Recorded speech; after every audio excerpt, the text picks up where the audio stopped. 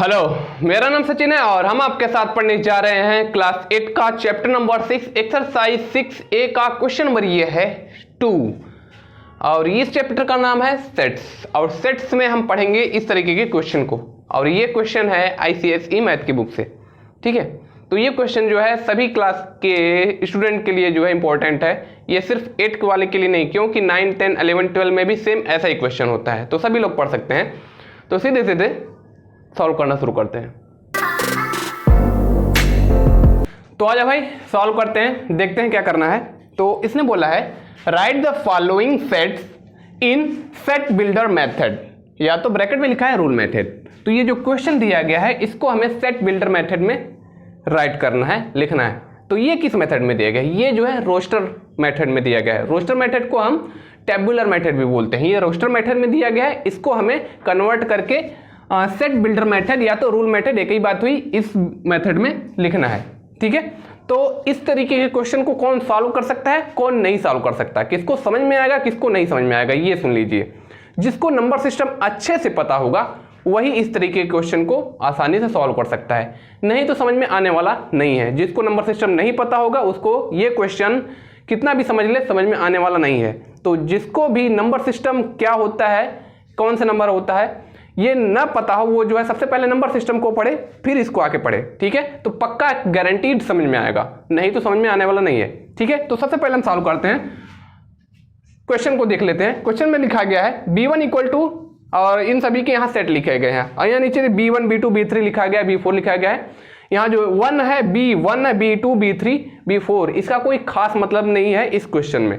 ये सिर्फ इतना ही बताता है कि ये जो है कोई सेट बी है, ये पहला क्वेश्चन है, यहाँ भी सेट बी है, दूसरा क्वेश्चन, तीसरा क्वेश्चन, चौथा क्वेश्चन, ये सिर्फ क्वेश्चन नंबर बता रहा है। ठीक है, तो हमें मतलब किससे, सिर्फ बी से मतलब है। बी इक्वल टू, बी कोई सेट है और जिसके एलिमेंट है 6, 9, 12 और 15। ठीक है, तो सबसे पहला वाला क्वेश्चन हम सॉल्व करते हैं।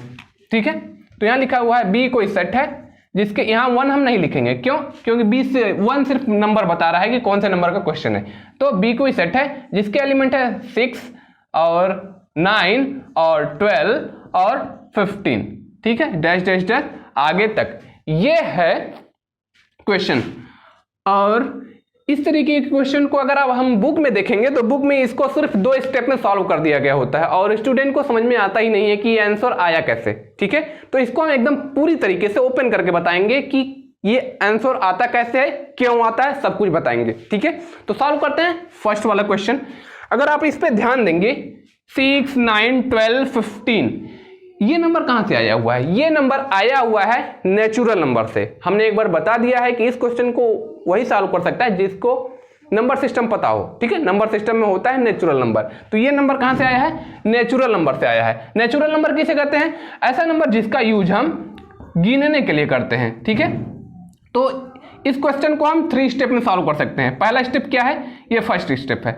ये नंबर कहां से आया है? ये नंबर आया है नेचुरल नंबर से। नेचुरल नंबर किसे कहते हैं? ऐसा नंबर जिसका यूज हम काउंट करने के लिए या तो गिनने के लिए करते हैं। ठीक है, तो 1, 2, 3, 4, 5, 6 और 7, इस तरीके ये नंबर ऐसे ही होते हैं, आगे डॉट डॉट डॉट आगे तक हम जहां तक काउंट करना चाहें। ठीक है, तो ऐसा नंबर जिसका यूज हम गिनने के लिए करते हैं वह नंबर नेचुरल नंबर होता है। और ये जो ऊपर नंबर दिया गया है बी कोई सेट है जिसका एलिमेंट है, जो एलिमेंट दिया गया है ये भी नेचुरल नंबर से ही आया गया है। ठीक है, तो ये फर्स्ट स्टेप है।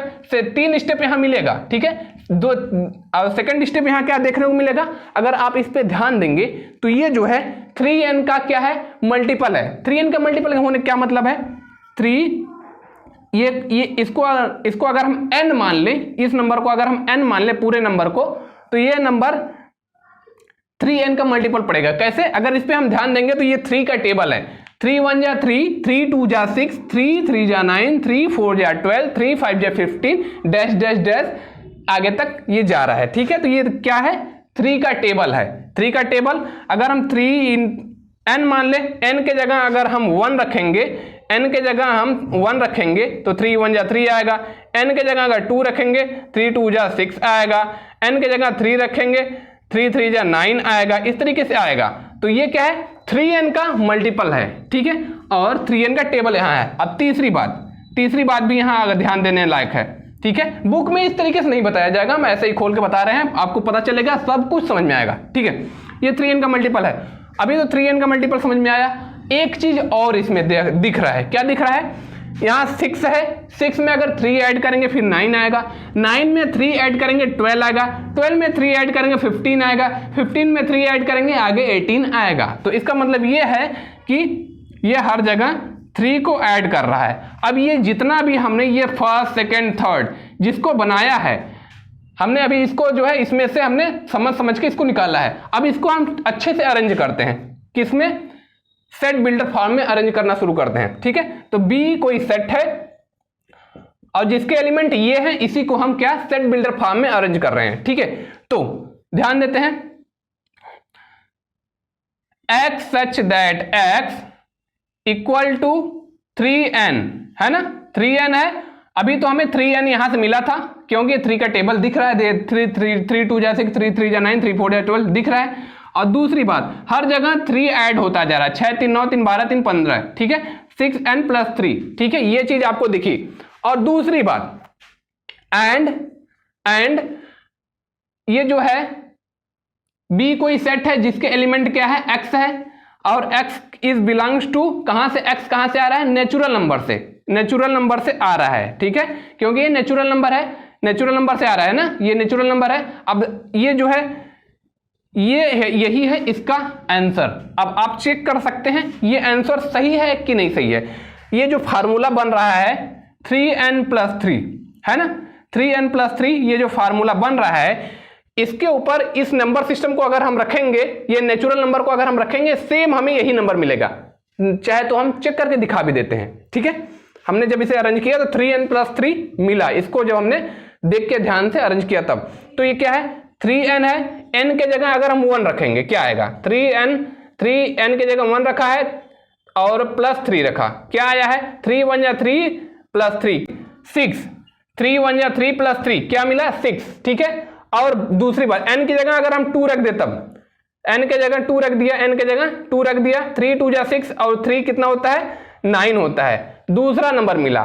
ठीक है, और n के जगह अगर 3 रखेंगे, तब इस बार 3 रख रहे हैं, 3 3 जा 9, 9 3 9 3 12 हो गया। ठीक है, या 12 भी हमें मिल गया। ठीक है, इस तरीके से ये जो हमने फार्मूला अरेंज किया है सेट बिल्डर फॉर्म में, रूल मेथड में, ये वही मेथड है जो यहाँ जो है रोस्टर फॉर्म में यहाँ लिखा गया था, उसी को हमने सेट बिल्डर मेथड में हमने कन्वर्ट करके दिखा दिया है। तो ये है इसका आंसर। ठीक है, अब हम सॉल्व करेंगे सेकंड वाला क्वेश्चन, ध्यान से देखिएगा, ये बहुत सिंपल है। ठीक है, तो यहां लिखा है B2, तो हम 2 को नहीं लिखेंगे क्योंकि 2 सिर्फ इतना बता रहा है कि ये दूसरा वाला क्वेश्चन है। ठीक है, B कोई सेट है जिसके एलिमेंट है 11 13 17 और 19, और इसी को हमें सेट बिल्डर मेथड में या तो रूल मेथड में लिखना है। ये कौन से मेथड में लिखा गया है, ये लिखा गया है रोस्टर मेथड में लिखा गया है, जिसे हम टेबुलर मेथड भी बोलते हैं।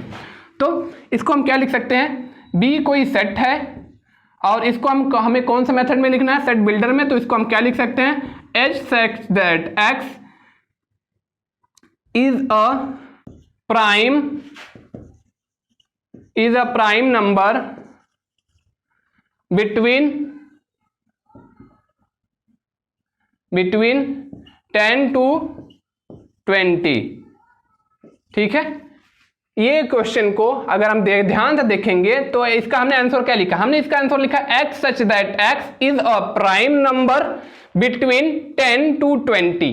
कैसे पता चला कि ये प्राइम नंबर है, कैसे पता चला कि ये जो नंबर दिया गया प्राइम नंबर है, भाई प्राइम नंबर उसे कहते हैं जो सिर्फ 2 नंबर से कटे, या तो खुद से कटे या 1 से कटे, उसे हम प्राइम नंबर बोलते हैं। ठीक है, प्राइम नंबर जैसे ये 11 है, 11 कितने नंबर से कटेगा, 11 सिर्फ किससे किससे कटेगा, 11 से कट सकता है और 1 से कट सकता है। अगर हम 13 को ले लें, 13 1 से कट जाएगा और 13 से कट जाएगा, सिर्फ 2 नंबर से कटने वाला है, ये भी 2 नंबर से। इसके अलावा 19 को अगर ले लेंगे, 19 किसी नंबर से कटेगा नहीं, सिर्फ 1 और 19 को खुद को छोड़कर, खुद से कटेगा और 1 से कटेगा। तो ऐसे नंबर को हम क्या बोलते हैं, प्राइम नंबर बोलते हैं।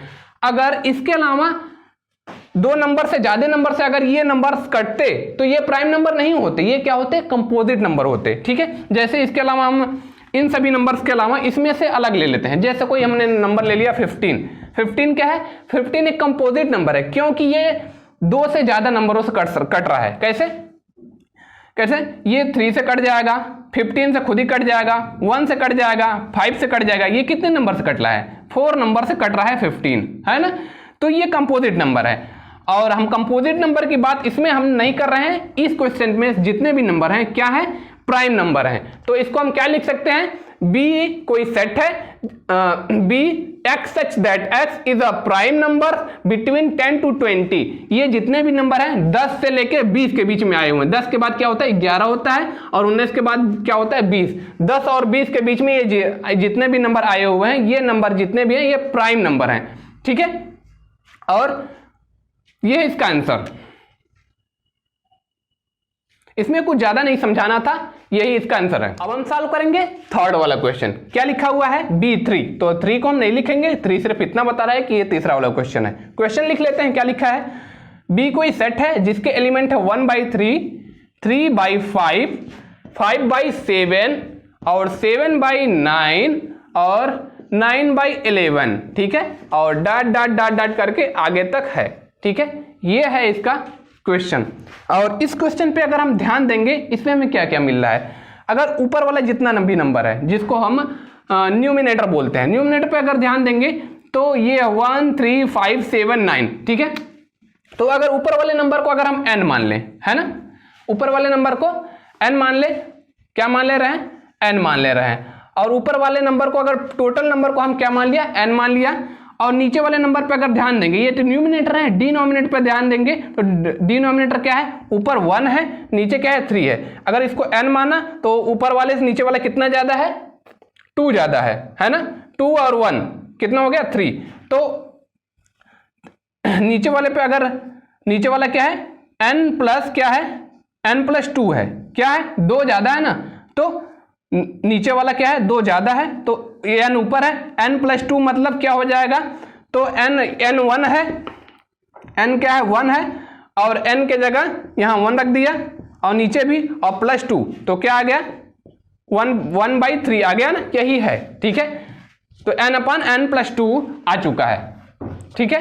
तो इसको हम किस तरीके से लिख सकते हैं, b कोई सेट है और जिसके एलिमेंट x है, x इक्वल टू किसके बराबर है, n/n प्लस 2 के।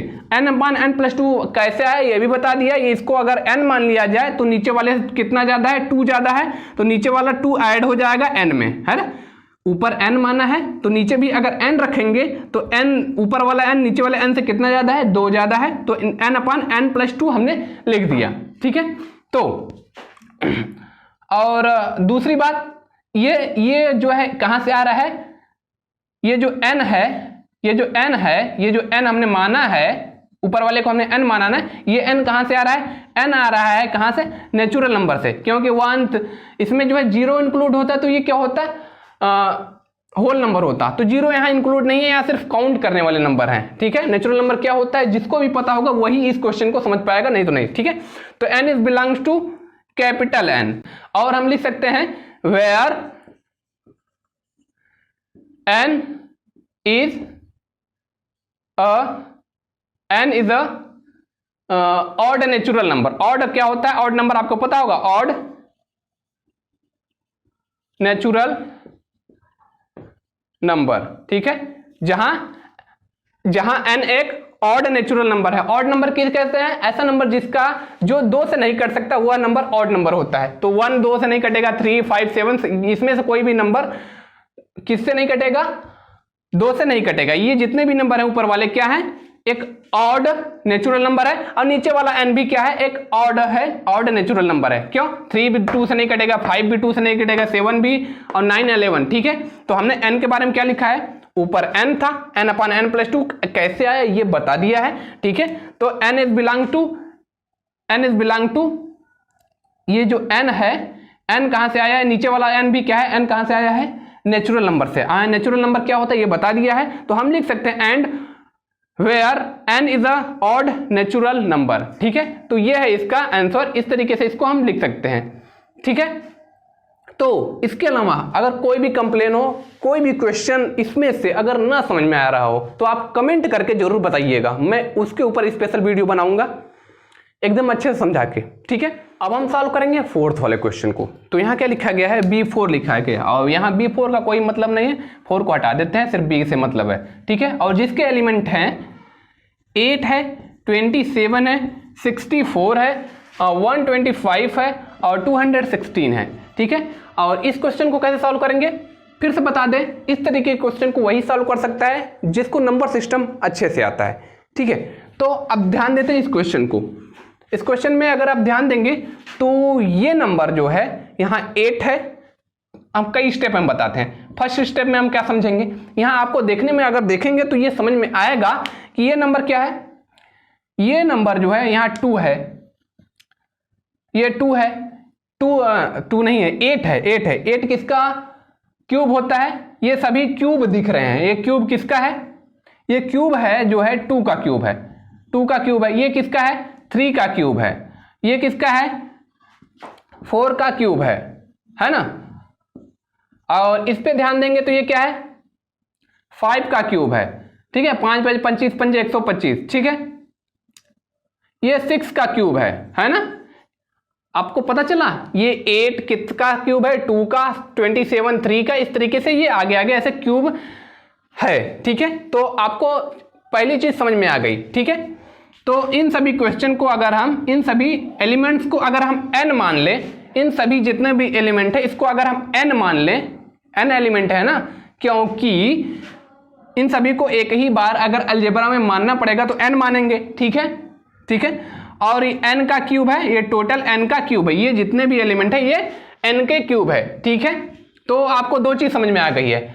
अब बारी आती है आंसर लिखने की। आंसर को कैसे लिखेंगे, कि कौन से फॉर्म में, सेट बिल्डर फॉर्म में कैसे लिखेंगे। ठीक है, तो B कोई सेट है और जिसका एलिमेंट x है। ठीक है, x सच दैट x, ठीक है, and x such that x equal to n cube. क्या, क्योंकि हमने इस नंबर को क्या माना है, n क्यूब माना है। n क्यूब होने का क्या मतलब है, n के जगह हम, n क्यूब होने का क्या मतलब है, n के जगह अगर हम 2 रख दें, क्योंकि ये 2 का क्यूब है, n के जगह अगर हम 2 रख दें, 2 का क्यूब क्या हो जाएगा, 2 दूनी 4 दूनी 8 हो जाएगा। अगर n के जगह 3 रख दें तो क्या आ जाएगा, 27 आ जाएगा। n के जगह अगर हम 4 रख दें तो क्या आ जाएगा, 64 आ जाएगा। n के जगह अगर हम 5 रख दें तो क्या आ जाएगा, 125 आ जाएगा। ठीक है, तो समझ में आ गया होगा कि ये जो है ये क्या है, ये 2 का क्यूब है, 3 का, 4 का, 5 का क्यूब है, ये उसी में से आया हुआ है। तो ये ठीक है, और ये नंबर 2 3 4 5 6, एक चीज हमें और मिल गया, थोड़ा सा लेट करिएगा। ये थर्ड चीज, ये चीज कहां से आ रही है, ये नंबर्स कहां से, 2 3 4 5 6, क्या ये नेचुरल नंबर है भैया, ये क्या है, नेचुरल नंबर n से आ रहा है। ठीक है, ठीक है, अब इन सभी चीज, ये तीनों चीज को, ये आंसर का पार्ट है लेकिन बुक में इस तरीके से नहीं बताया जाता। ठीक है, तो अब सीधे सीधे चलते हैं आंसर की तरफ। ठीक है, तो B कोई सेट है जिसका एलिमेंट x है, x सच दैट x, और x जो है बराबर है किसके, n क्यूब के, क्योंकि ये क्वेश्चन क्या है, n क्यूब है। तो बता दिया कि ये क्यूब कैसे है, n क्यूब का क्या मतलब हुआ, n क्यूब का मतलब 2 का क्यूब, 3 का क्यूब, 4 का क्यूब, क्योंकि इसको हमने 2 3 4 5 को हमने क्या मान लिया, n मान लिया। ठीक है, और n कहां से आएगा, कैपिटल N से आ रहा है, क्योंकि ये नेचुरल नंबर है, 2 3 4 5 6। ठीक है, तो x such that x, n cube लिख लिया,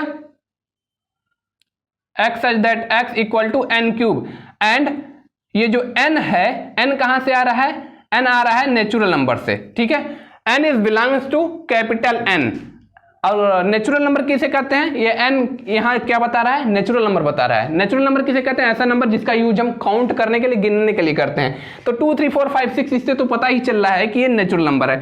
ठीक है, और क्या हम लिख सकते हैं, और हम लिख सकते हैं 2 इज लेस देन, क्योंकि x क्या है, x जो है n क्यूब के बराबर है, x का एलिमेंट n है ना, तो हम लिख सकते हैं 2 is less than or equal to x, और x is less than or equal to 6। ठीक है, 2 और 6 के बीच में जितने भी नंबर हैं, ये जितना भी 8 से लेके 216 तक जितने भी क्यूब हैं वो कहां से आए हैं, 2 से लेके 6 के बीच में है, 2 से लेके 6 के बीच में आया है। तो अब हम क्या लिख सकते हैं, 2 is less than or equal to x, 2 जो है x के बराबर है या तो छोटा है, तो बराबर वाला 2 तो यहां लिया गया है, और लास्ट वाले पर अगर ध्यान देंगे तो x is less than or equal to 6, x जो है 6 से बराबर है या 6 से छोटा है, तो 6 से बराबर भी ले लिया है ना, 2 और 6 के बीच में है, तो ये है इसका आंसर। ठीक है, तो ये है इसका आंसर। कौन से फॉर्म में, ये है सेट बिल्डर फॉर्म में, ये है इसका आंसर। ठीक है, तो अब हम सॉल्व करेंगे ये 5 वाला क्वेश्चन। ठीक है, तो इसमें क्या लिखा गया है, B5 लिखा गया है। ठीक है, तो 5 हम नहीं लिखेंगे, 5 से सिर्फ इतना पता चलता है कि ये क्वेश्चन नंबर 5 है। ठीक है, तो अब यहाँ एलिमेंट एक B कोई सेट है जिसके एलिमेंट है -5, -4 है और -3 है, -2 है और -1 है। ठीक है, तो अगर आप इस पे ध्यान देंगे तो ये नंबर है इंटीजर से आया है। ये नंबर कहां से आया है, इंटीजर से, और नंबर सिस्टम में इंटीजर को किससे रिप्रेजेंट करते हैं, जेड से। ठीक है, तो ये नंबर कहां से आया है, फर्स्ट वाला स्टेप जान लेते हैं। ये बुक में इस तरीके से नहीं लिखा गया था। ये फर्स्ट स्टेप क्या है, ये नंबर कहां से आया है, इंटीजर से आया है। इंटीजर मतलब जेड, नंबर सिस्टम में इंटीजर को जेड से रिप्रेजेंट करते हैं। तो ऐसा नंबर जो 0 से शुरू होता है, लेफ्ट साइड में नेगेटिव होता है, ठीक है, इनफाइनाइट तक जाता है, और राइट साइड में पॉजिटिव होता है 1 2 3, ठीक है, डॉट डॉट डॉट इनफाइनाइट तक जाता है।